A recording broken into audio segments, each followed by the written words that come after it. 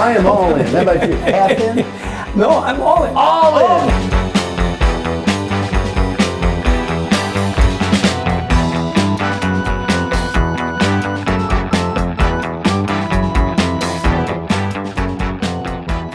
You know, I am here with my wonderful friend Chester Elton. Chester, one of the top global gurus, leadership thinkers in the world, culture thinkers in the world, 1.5 million books sold, a member of our 100 Coaches organization, which is just fantastic. So proud to know you. Yeah, and proud to know you too, Marshall. Well, you know, you've got a book here called The Best Team Wins. I love your book. Give me that one idea we've been talking about challenge. What is it? Yes. Well, you know, you've got to be innovative in today's workplace. Yes. Over 80% of employees surveyed work in some kind of a team. And so we looked at the dimensions of a great team. And one of them was that you've got to create a culture on your team where you can challenge anything and everything. Really interesting. Google did this 5-year study called the Aristotle study. Yes. Studied 180 teams for 5 years. Yes.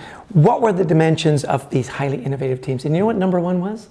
Psychological safety. Right. It was safe to speak up. And I think as a great leader, as a great team leader, you've got to have that culture where you can challenge the sacred cows. You know, it used to be you'd come up with a new product, you were good for 5-6 years. Gosh, right. Now it's 5-6 months. Right. You've got to continue to challenge and reinvent yourself.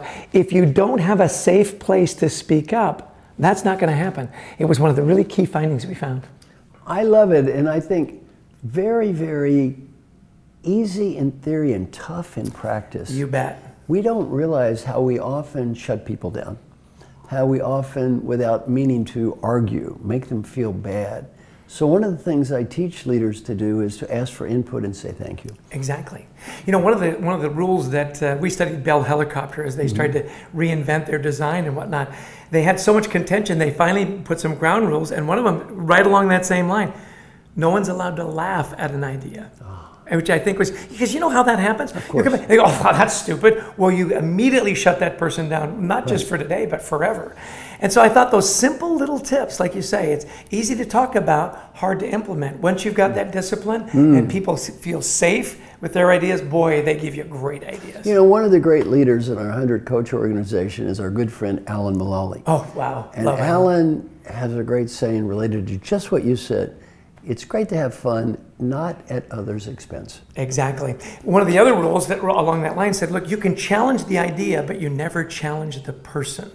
And it's really fun. One of our executives that we love, a guy named Scott O'Neill, who builds great teams, he'd say, when it got like that, he had a really interesting way to diffuse the situation. He'd say, you know, Marshall, that got a little personal. I don't get the sense you're cheering for me on this one.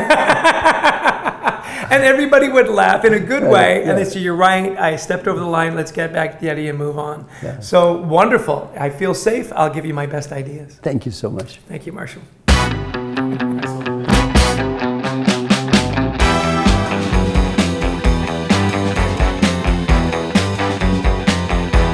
I am all in. How about you? Half in?